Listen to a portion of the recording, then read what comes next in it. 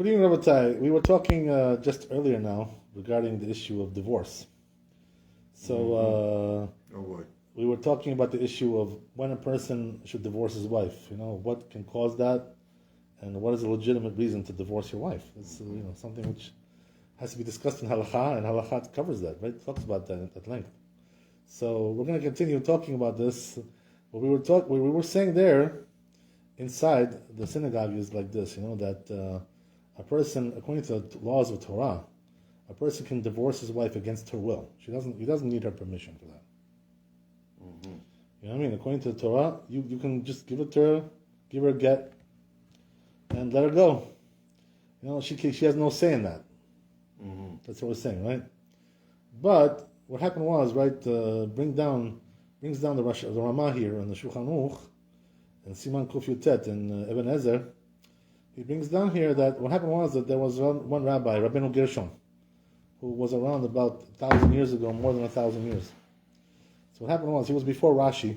So what happened was that he made some decrees, enactments, regarding this issue of marriage. So what he said is that a person should not marry his wife against her will, without her consent. So what happened was that the Ashkenazim, he was really like Ashkenazi from the Ashkenazi side, Rabbi Gershom. So the Ashkenazim accepted this decree that he made, this enactment that he made. And therefore what happened was that the Ashkenazim now, their custom is, they don't divorce their wife unless you have the consent of your wife. Which, by the way, can be problematic in many cases, So the rule is, by the way, now, halakha, maaseh, practical halakha is like this, that a person wants to divorce his wife, and she doesn't agree, he has to get a signature of 100 rabbis. Can you imagine, according to Ashkenazi custom? He has to go to 100 rabbis to give him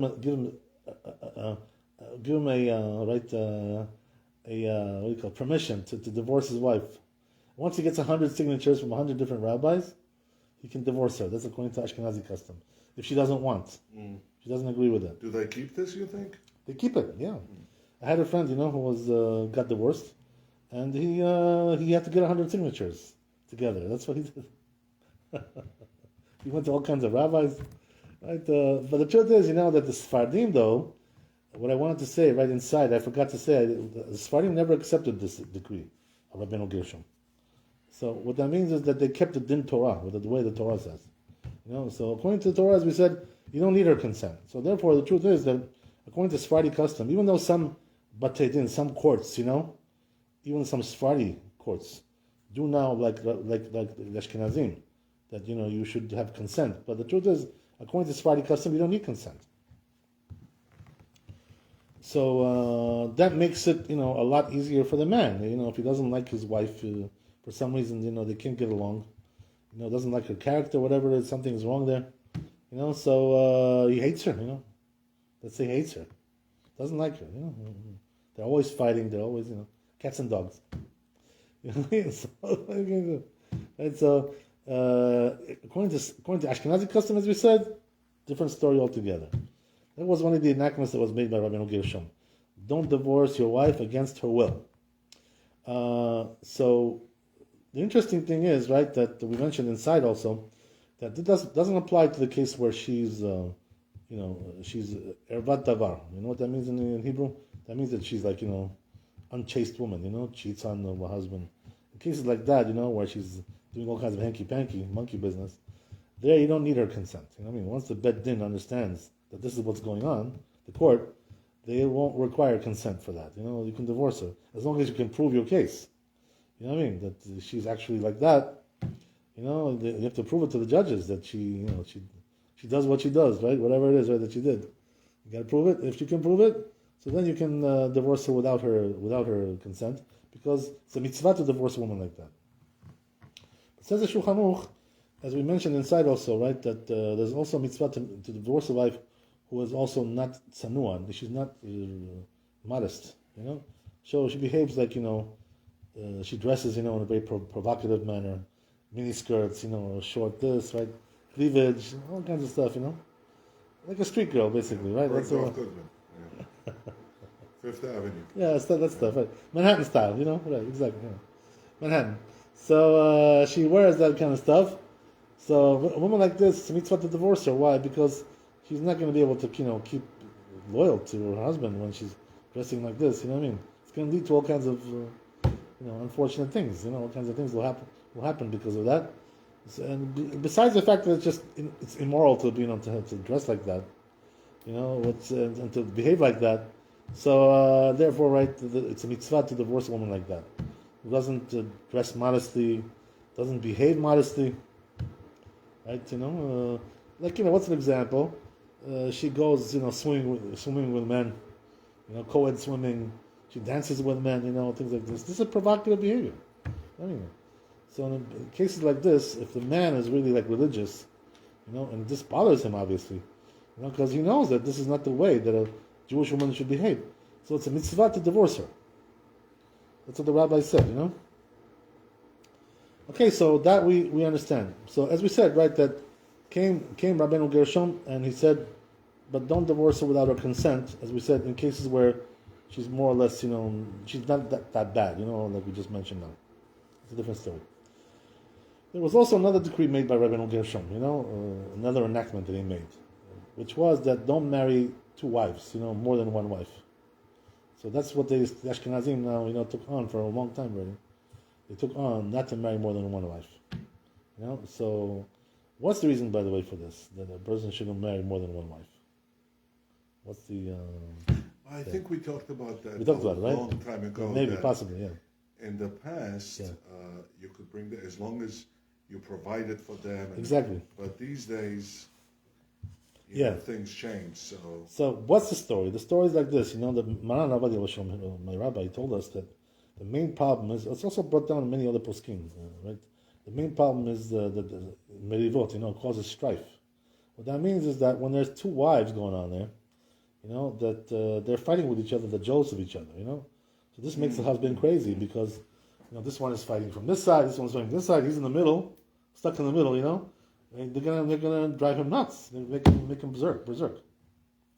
You know what I mean? Yeah, So, not only with us, but I think that's a general thing because I saw a documentary on that in Utah. Okay, all right, Mormons. And a lot of women ran away from that lifestyle because of this right, the friction between them. So what the rabbi told us, this language was like this, that a man who has two wives, his life is, terrible, unbearable. Why is that? Because always there's fights going on, jealousy, rivalry. Women can get very jealous, they can be very, things can get very hectic, you know what I mean? Yeah. You know how it is, right? So this is one of the reasons why, the main reason, for the truth is, that a person should not take multiple wives. It says in the Gemara, by the way, something funny about this. You know what it says, right? It says that if a person has two wives, in the old days they used to do it. So if a person has two wives, it says better that he should marry also a third one. Take a third one as well. If you already have two, take already number three. So the question is why? Why would you want to take a third one, right? As we said, having two is not good, right? Because of the issue of strife. So it says in Gemara, if two of them are plotting to kill you, the third one will reveal the plot. So what does that mean? You can get to that even, They may even plot to kill you because of the jealousy, because of the all kind, the strife that it builds up in cases like this. A person can even come to murder or some kind of,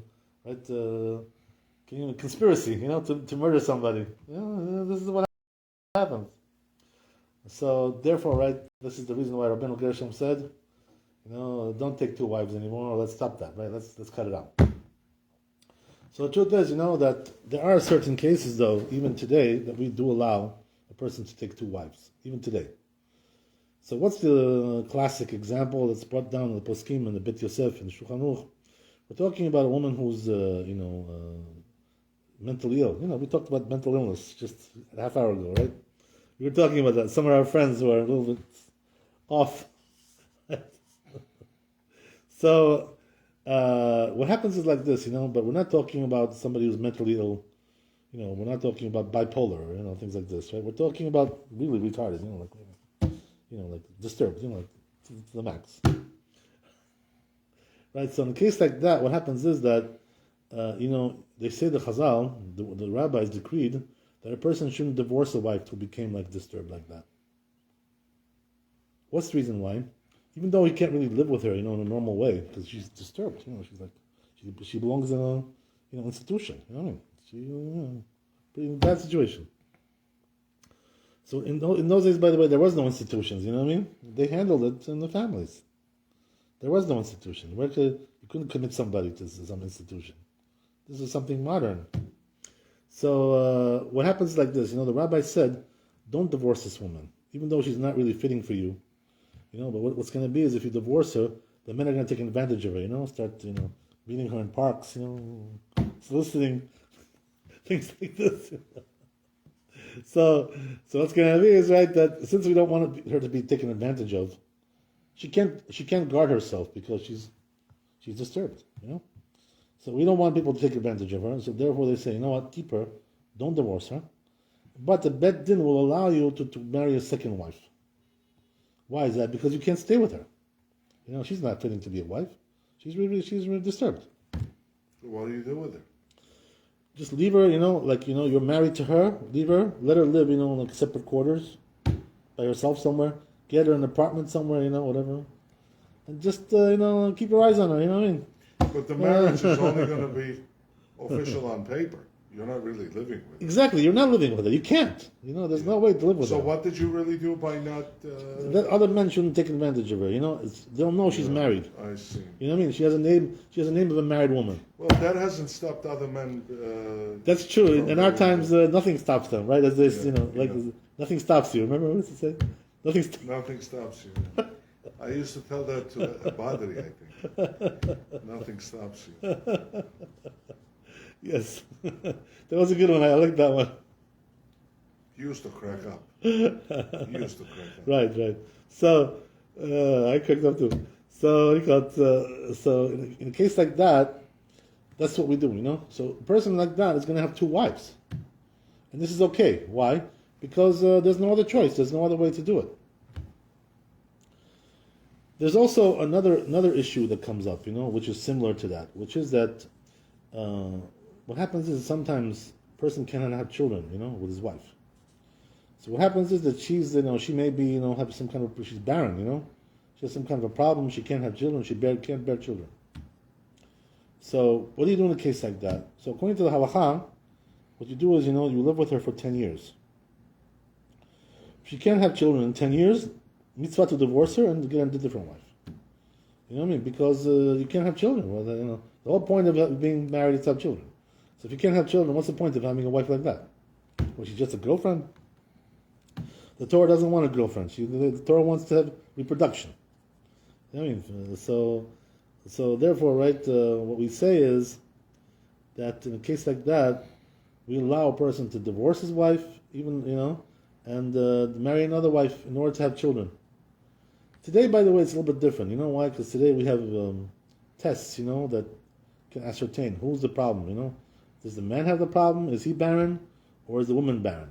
They can test that sometimes. So if that's the case, if the man is barren, so what's the point of getting divorced? There's no point, right? But the truth is that according to the bare bones halakha, once a person has been married for 10 years and didn't have children with his wife, he can divorce her and marry a different wife to have children. Sometimes, by the way, in a case like this also, they allow where a person doesn't want to get rid of his first wife for some reason, He can't get rid of her for some reason. There may be some issues there. What they allow is here also, you can have two wives. In other words, why is that? Because the other one he can't get rid of now, the first wife, but he can't have children with her either. So therefore, we give him now a chance to take a second wife, and to have children. Things like that also we do allow, sometimes things like this. The truth is, that, but the Ashkenazi custom is not like this. The Ashkenazim that were taken on, they don't divorce because of not having children. Mm-hmm. They don't do that anymore. They stop that. So what that means that in Ashkenazi families, if there's no children, they just stay married. Even though this is against the Torah, and you're nullifying the mitzvah pruvu of having children, nevertheless that's the custom that they have. there must be reasons for that, why they took on this custom. There must be reasons for it, right? It's not just it came from the sky. But the truth is, according to the Torah, in a case like this, person, again, right, he can do that in order to have children, take another wife. So there are, things like this where there are exceptions to the rule. So the question is like this, right? As we said, Rabbeinu Gershom, the decree that he made not to have two wives, it was never accepted by the Sephardim. The Sephardim didn't accept any of the decrees of Rabbeinu Gershom, right? Whether it's the one about having two wives, or whether it's the one about divorcing your wife against her will, without her consent. The Sephardim didn't take on these enactments. They didn't take them on.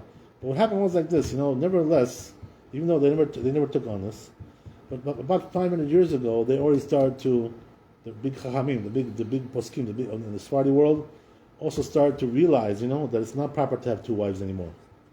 So therefore, what they started to do is to make the man, when he marries a woman, they make him swear, take an oath that he won't take a different woman as long as he's with her.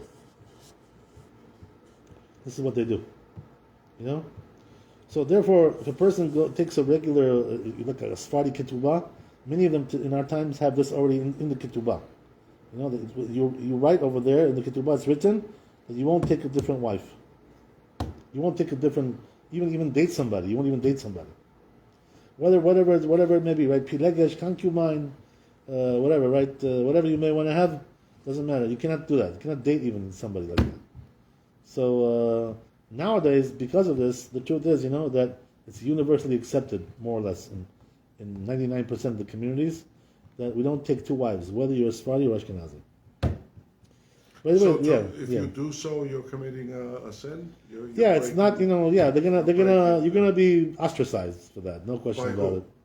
By the community, they won't accept you. But not necessarily by God. Why not? Yeah, even also by God. If they don't like you down here, they probably also don't like you up there either. You know what I mean? That's the way it is. They say, how do you know if a person they like him up there? If they like him down here, they probably like him up there too. You know what I mean? That's the general. If you know what I mean, right? If people like him here, that shows that he's a good person. Why do they like him? Okay, sometimes they like also people who are wicked. It's true. They become heroes. Even though they're not worthy of that. Well, we're talking about being liked by decent people. Exactly, normal people, normative. Not Fifth Normative, exactly, right, exactly. Normative people, so people like you, that means they also like you up there. So here's the thing, right, that according to this, what we're saying is that even now in the Sephardi world, not accepted to have two wives anymore. So, once you sign your ketubah, and they're going to make you swear, right, not to take according to Sephardi custom, you got to swear about that. Shvuah chamura. Or it's going to be written in the ketubah even, that you sign on it, I won't take another woman as long as I'm married to this one. So, in our times, this already possibility doesn't exist under normal circumstances. To have two wives, whether you're Sephardi or whether you're Ashkenazi, doesn't make a difference. Doesn't exist anymore today, almost. As we said, right? Unless there's extenuating circumstances, as we mentioned, right? Things like this, where a person needs to do that, take a second wife because he has a problem issue, there's some kind of bad issue there, like we mentioned. So there you can do it, but otherwise no. So there's another interesting thing, by the way, regarding this, that as we said, right, Rabbeinu Gershom made these enactments, and it was accepted by the Ashkenazim. But the truth is, Rabbeinu Gershom only made these enactments for a temporary basis. What does that mean? He said, only until this time, like for a couple hundred years, whatever it was. He said, then he says after that, the enactment is nullified, doesn't exist anymore. So what happened was, the truth is that time already passed, because Rabbeinu Gershom was like over 1,000 years ago. Mm-hmm. You know what I mean? So that time, so now, right? The truth is, according to the decree of Rabbeinu Gershom, they should be allowed to take two wives. Why? Because the time of the decree has already passed. Mm-hmm. But nevertheless, the poskim write that now the custom, they took it on as a custom, not as a decree of Rabbeinu Gershom, because he made like a cherem, he made like excommunication. Whoever does this, in those times. But once that time passed, it's a custom. So what does that mean? The universal custom is we don't take two wives. In general cases, as we mentioned, right? In normal cases, whether you're Sephardi, whether you're Ashkenazi. You don't do it anymore. That's the way it is, you know. So this is the way it works in right regarding the issue of divorce. There's also another thing I want to talk about, which is right that it says in the halakha. I'll show you in the Shulchan Aruch what it says about this.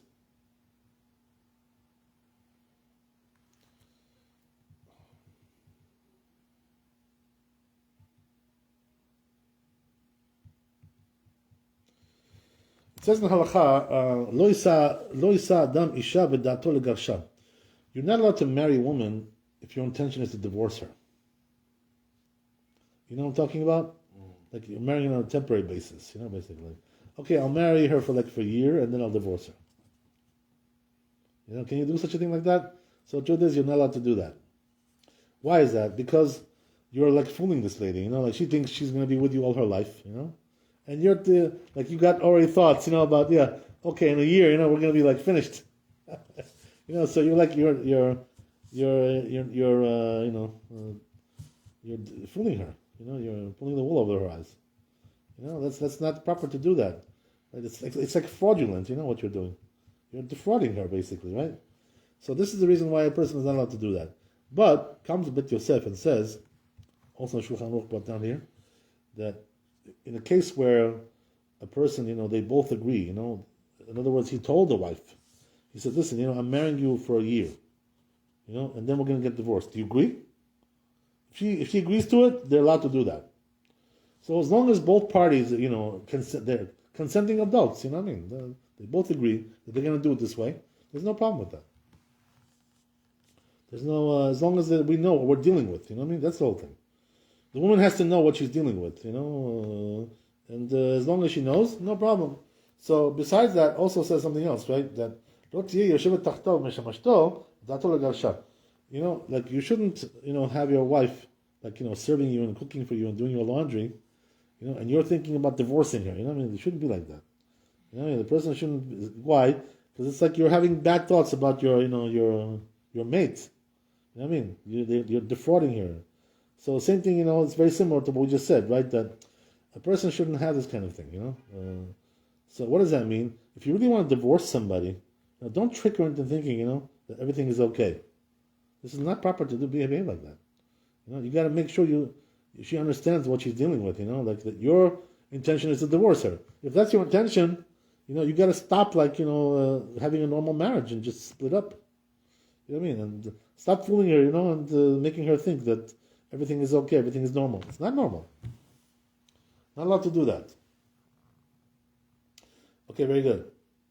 So let's go on a little bit. Interesting. Yeah. We talked inside also about something else, you know, that there are women, you know, who, we always said, right, if a woman who's unchaste, you know, she's promiscuous, she goes with other men, obviously it's a mitzvah to divorce her, you know, because she's, you know, she's no good. Yeah. You get the idea, right? I don't want to use those words, right? But she's a zona. Yeah, she's no good. Yeah. So it's mitzvah to divorce a woman like that. And also we said, right, the woman who doesn't dress properly and behave modestly, mitzvah to divorce her from the rabbis. Mitzvah to divorce her. Does our discussion today mention men's shortcomings or just? Well, or there's plenty of those too. But this seems to be focused only on women's. Well, you know, because it's the man who divorces the woman, not the woman divorces the man. You know what I mean? That's the way it works in Judaism. So this is the way we're looking at it. You know. So even when the woman doesn't want you, it's the man divorcing her. I mean, exactly. A woman doesn't divorce the man. Doesn't work like that. The man has to give the get to the wife. You know, divorce her. What if you refuse? Oh, okay. So that's the thing, right? You need to have consent from the man. Yeah. If the man refuses, the woman is stuck sometimes. You know, this is a big problem. You know, she remains. You know, she can't remarry because the husband refuses to give her a get. That's a different discussion, by the way. We have to talk about that at a different time. We'll talk about that too, right? That whole issue. Yeah. It's a big issue, this issue. A lot of issues, a lot of problems come up with that. But here, what I want to point out is like this, right? That there are women also who have bad character. They're not really promiscuous. They're not really, but they're just a bad personality, bad character. So you suffer from, the abuse. They're abusive, Yeah, but that goes with every woman. That's already, a prerequisite for that. So the truth is, that's not really like that. You may think so, by the way, but it's not like that. I'm joking. No, but there is some seriousness to that. It's not just a joke. That can be quite serious. So what does that mean? If a person has had, some bad experiences, the woman that he was with, she was abusive, and she was, very nasty, whatever, so he thinks that this is the norm, and not necessarily so, by the way, but he may think that way because that's all he saw. You know what I mean? So nothing abnormal about thinking that way, because it just has to do with how you experienced your life. You know what I mean? What the experiences that you've had. But the truth is, not every woman has a bad character. Like this. So what are we talking about? The Gemara, by the way, talks about women like this. What does that mean that she has a bad character? She has a bad personality. So, like one example is, like you ask her to make, chicken, and she makes, fish. Whatever you tell her, she does the opposite. You know what I mean? There's a story about this in the Gemara. Somebody, a different big rabbi, had a wife like this. I think it was Rav. Right? His wife would do just the opposite of what he asked her. To give him a hard time. You know what I mean? So he didn't divorce her because of that. He kept living with her. So the truth is, that we mentioned inside that if it's your first wife, right, who's considered to be like your main wife, your soulmate, the first wife that you married. So here, the rabbis say, you shouldn't divorce her because she has a bad character. Stay with it because, she's the one for you. Like in other words, it's it's divine decree. That's the way it's supposed to be for you. What can we do, right? Hashem wanted this for you, for whatever reason, right? For you to suffer or whatever, or to meet the challenge of having a woman like this. Develop your character, whatever it is, right? So therefore, right, the truth is that we talked about this inside, that a person who has a wife like this, and it's his first wife, who's the main wife, the soulmate, his Ezer Kenegdo. So here, what we say is that if she just has a bad character, you shouldn't divorce her because she's your first wife. She's your soulmate. So, but if she has two things, right, that she has a bad character, and she's also not sanua, she's also not modest. So there, even if it's your first wife, you should divorce her. That's what we're saying over here. She's got two problems, right? One is bad character. So there's another thing, by the way, they talk about, regarding a woman who has bad character. She always makes arguments, always fighting with her husband, always, strife going on. There's no peace in the house, always. Whatever he says, she says the opposite. Always going back and forth. Can't get along with her, can't do it right. That's why the sages said, by the way, they said that who's a kosher woman, right? How do you know if a woman is kosher? Right? If she does the will of her husband, she's kosher. That's what the Chazal said. Understand? That's how you see if she's a good woman. If she's a good woman, she goes in the ways of her husband, right? The way the husband likes, the way the husband wants, that's what she does. If she's not kosher, what she does is always tries to be the opposite of whatever the husband wants. So, the Gemara also brings another example, which is that sometimes what happens is that, it's a bad woman, right? That she makes a dish for him, let's say he wants dinner, right? So she makes dinner for him, and puts the food on the table, but she doesn't sit with him, to eat dinner together. What does she do? She just turns around and walks away. Okay, here's your food. Like you're feeding your dog. Excuse my cat. Right? Like she won't even sit with him to talk with him. During the dinner, she just walks away and goes, turns her back to him. This is very rude. I mean, what? You cook the dinner, but you don't want to sit with your husband and eat together with him? Right? Walk away and just, like turn your back? Not nice, That's another example Gemara gives regarding this issue. So, in all these cases, right, if a woman has, as we said, if she has a bad character like that, always making fights, always making arguments, always, never have peace in the home. And so there, if it's your second wife, right, then even that reason itself, by itself, is enough to divorce her. That's what we said inside as well. But if it's your first wife, that's not enough of a good reason. So what does that mean? You also need to have the other reason that she's not sanua, she's not modest, and so forth and so on. Okay, very good.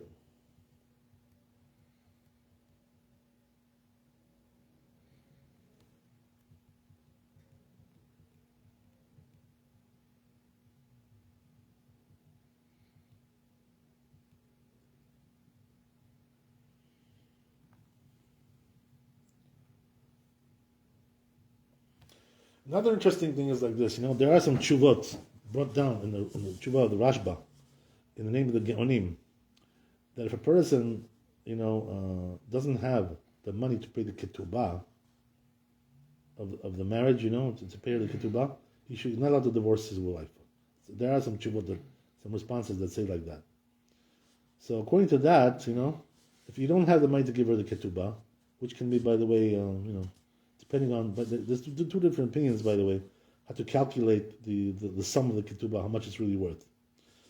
According to the prevailing opinion, it's not really such a big amount of money, but there's also another opinion that turns out to be a very large amount of money, like a year's worth of salary, or 2 years, whatever it is, right? But there's also another opinion which comes out to be very small, like a month worth of salary. It's much smaller. But nevertheless, right, according to this opinion that we just mentioned, a person is not allowed to divorce his wife, even though he doesn't like her, he hates her, because he can't pay her ketubah. So says Maran in the Bet Yosef that this is not the halacha. Mm-hmm. So what does that mean? That a person is allowed to divorce his wife, even though he cannot pay the ketubah. How is that? How can he do that? Because divorcing is one step, Once you divorce her, then the financial issue comes up after that. So what does that mean? You divorce her, and then you got to pay the ketubah. Once she presents the ketubah to the beddin, you got to pay that. So, but one doesn't preempt the other. One doesn't disqualify the other. So says Maran that the truth is that a person shouldn't have to be held to the standard to not to be able to divorce his wife if you can't pay her ketubah, because sometimes you can't pay, you don't have the money. So what are you going to do? Stay with a bad wife all your life? So therefore the halacha is, right, the Maran says that this is not reliable, these responses. So therefore the halacha is that a person is allowed to divorce his wife even though he doesn't have the money to pay her ketubah. So what's going to be is, so what's going to want, he doesn't have the money, so what's going to be? He'll divorce her, and then he'll have a debt to pay her, so whenever he gets the money, whenever he makes it, at that point he'll give it to her. But the truth is that not always a person has to pay the ketubah if a person is divorcing his wife. So what does that mean? If the divorce is her fault, because she's not modest, or she's unchaste, she's promiscuous, things like this, in cases like this, we don't give the ketubah to the wife. Why is that? Because the divorce is totally her fault. So therefore, since it's her fault, we tell her, listen, you lost your ketubah, I'm sorry, but you lost it. Why did you lose it? Because you don't behave like a normal wife. You don't behave like a modest woman, like a Jewish woman. So now we're going to give you money, a prize, we're going to get a prize for that? For being unchaste, for being immodest, for being immoral? That's not the way it works.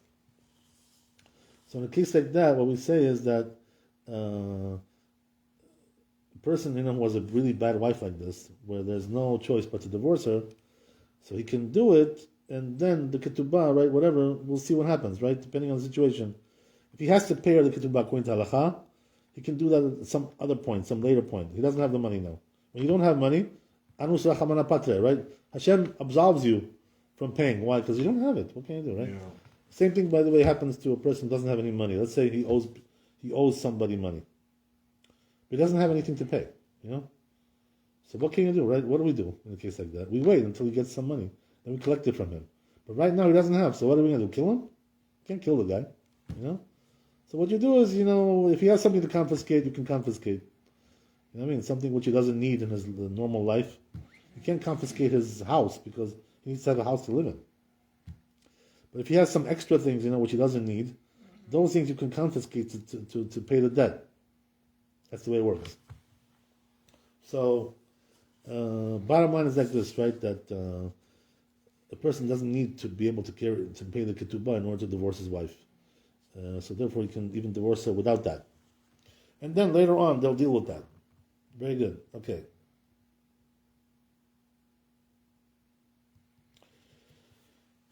I want to say one more thing before we close it up.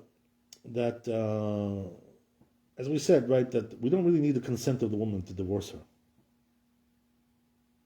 according to the Torah. Even the Rabbi Gershon brought that enactment in, right, at some time.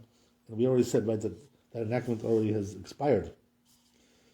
So the enactment doesn't really exist anymore, but it's a custom now. So what we're saying is like this, right, that but according to the Din Torah, which is followed by the Sfardim, they still go according to Din Torah. So that means that if you have a wife who's not really, all there, like, mentally, right? She's not, her faculties are not there. Let's say, first of all, she's small. She's a small girl. She's not even bat mitzvah.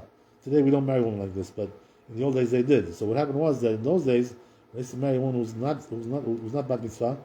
She's not considered to have dat. She doesn't have dat. She doesn't have sechel. She doesn't have intelligence. So therefore, you're allowed to divorce her according to this. Why? Because even though she doesn't have intelligence, but nevertheless, you don't really need her consent. So therefore, since you don't need her consent, you're allowed to divorce her anyway. Even though she doesn't have intelligence, she's still a child. Or let's say she's not very intelligent, she's a little bit, mentally ill. Not totally mentally ill, but somewhat ill. She's somewhat ill. So she's not really, all her faculties are not there. But, she's somewhat there. So in a case like that, according to a Sephardi custom, which goes according to the Din Torah, a person is allowed to divorce his wife in a case like this. Why? Because you don't need her consent, right? So even though in cases like this there is no consent because there's no dat, there's no intelligence, nevertheless you're allowed to divorce her.